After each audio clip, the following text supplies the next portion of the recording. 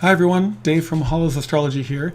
I today am going to look at a question that was provided by one of our community members. Basically, in the question that was asked, hi Dave, had a question.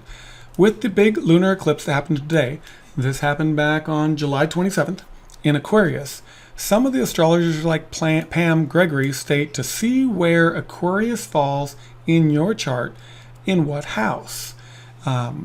Basically, they want to know, can I determine that by the reports that you provided? Also, Venus. So let's go look up, we want to look up Venus too. Will these charts be showing that information?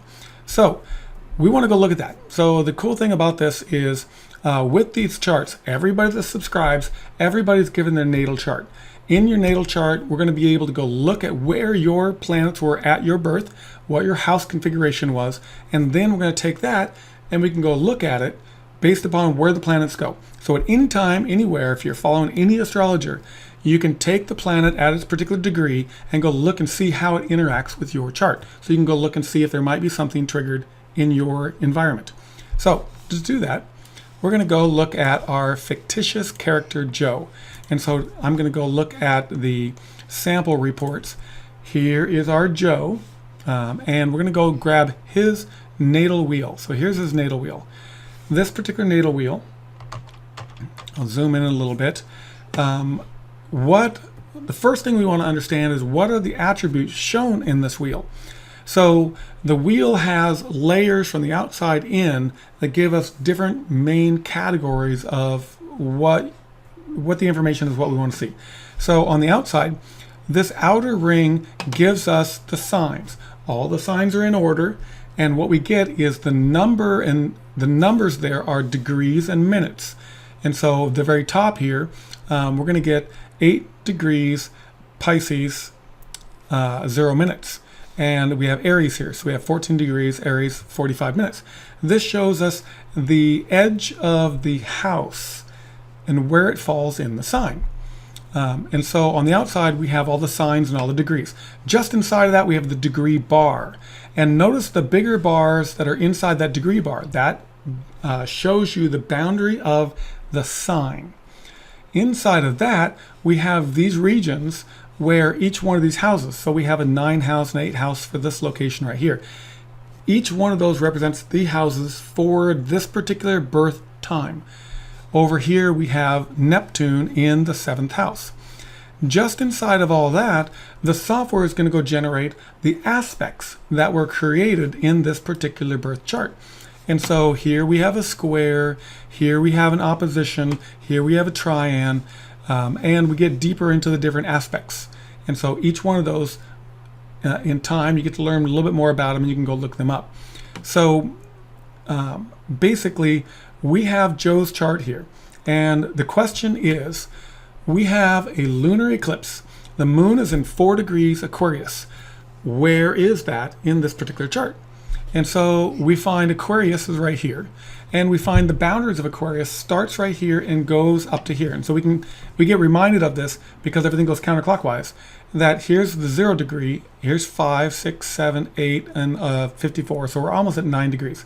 So the boundary, 8.54, puts us at virtually 9 degrees. That's where that boundary is. So when we're looking for 4 degrees, we're looking right here. So the moon, so if I had this chart, I'd print out a copy, I'd draw a picture of the moon right here. This is where the moon is. From that, we can go look and see, are there situations? Is there an opposition? Is there a triad? Is there a square? And we can do this with simply looking at it. So we know that an opposition is going to be the opposite house. So we'd come over to 3. We'd come over to 3 here and say, the opposite of Aquarius 4 degrees is going to be Leo 4 degrees. So I put my mouse cursor right down on that. Are there any planets in that particular area? And what we find is that the planets are a little bit farther away. So generally within the orb of what we're looking for would be 3 or 4 degrees. There's nothing 3 or 4 degrees in. So there's no opposition that would occur here. But we know that at 4 degrees, it's in the 9th house. We might go look for a square. So we would count over 3 houses, 1, 2, 3. And here we're looking for that 4 degrees inside of this next sign. We look, see, is there a planet there? Doesn't really look like it. It gets to be a little bit complicated. But when you look at it from the general aspect, the astrologers would say, what house is it in? What house is it going to amplify? And so that is a fairly easy one to go look up. So in this case here, we have, in Joe's case, we're going to have the 9th house. So what does the 9th house mean? So we got the moon in the 9th house. The 9th house.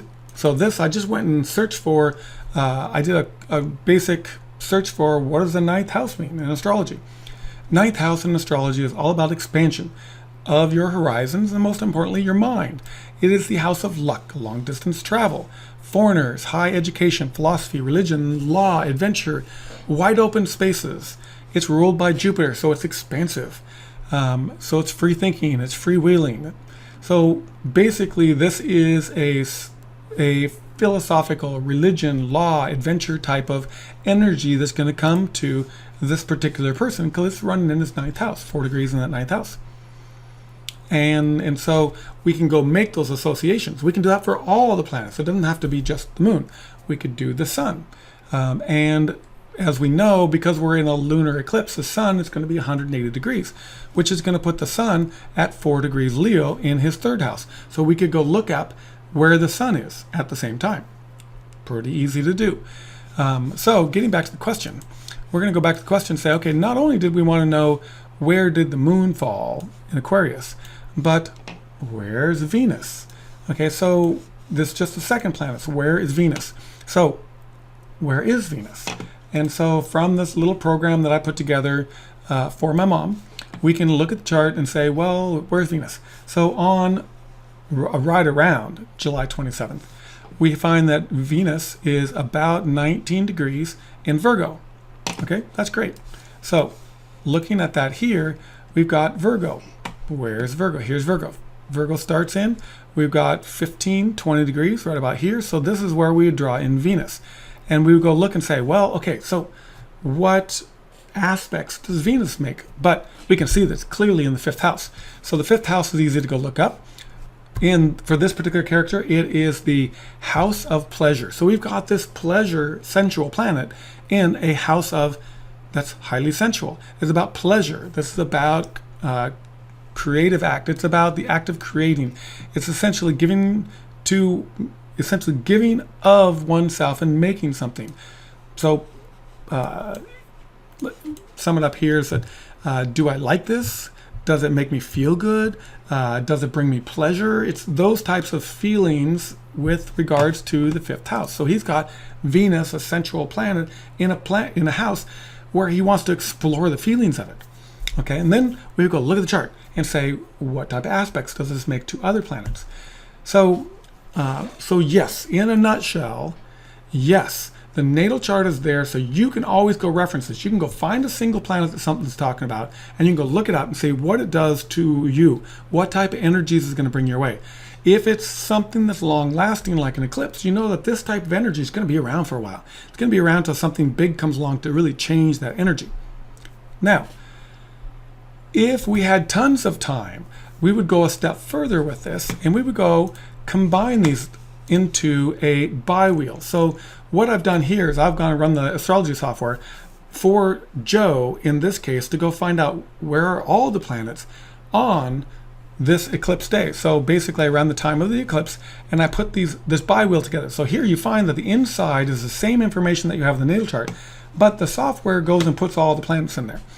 And the unfortunate part about this is that every single day, all these planets are moving to a new location. Some of them move faster than others. So generating these charts, if you have the software yourself, you can generate for yourself. But that becomes a lot of work. So I tend to look at forecast charts that don't have to go into this level of detail. But when we look at this bi chart, we find that the moon is in 4 degrees, 45. We find that Mars is right there with it. So they're right next to each other, 3 and 4 degrees. They're virtually on top of each other. And then we can go look in here and we can say, oh, here's the sun. But let's look at Venus. So here it's drawn in Venus at 19 degrees, 25 minutes. And what we want to do is now we go look at the aspects. What aspects are there? And notice here, we have to do a little bit of analysis as we look at this, say this one aligns with Venus. So with Venus on this eclipse, it makes a square with this Neptune, it makes a square with his birth sun. So this is his birth Neptune and his birth sun. We've got squares there.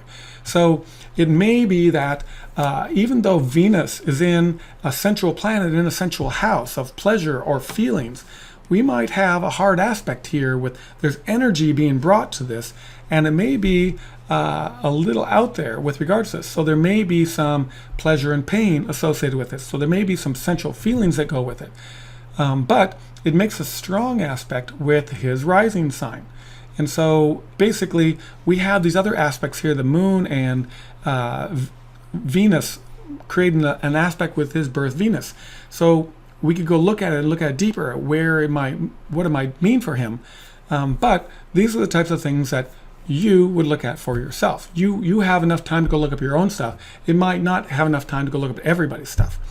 But anyway, I wanted to show you a little bit about that and show you that when you're looking at your own birth chart, you can just draw in the planets at that location and go look at what type of configurations.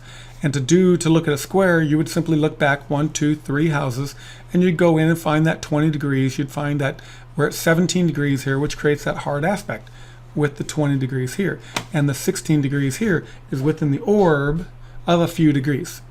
Anyway, I hope you enjoy this. It's just a little simple way of understanding your natal chart just a little bit more so that it can be used as a reference point every single day as you move forward. Anyway, you'll find this in the Mahala's Astrology community, and feel free to, well, you can look at it on YouTube. Like and subscribe if you find this on YouTube. Come on over to the community if you'd like. We still have openings for more people to join in, so take a look at the yearly subscription that we have. And be prepared, community members, because I've got more reports coming your way. Talk to you soon.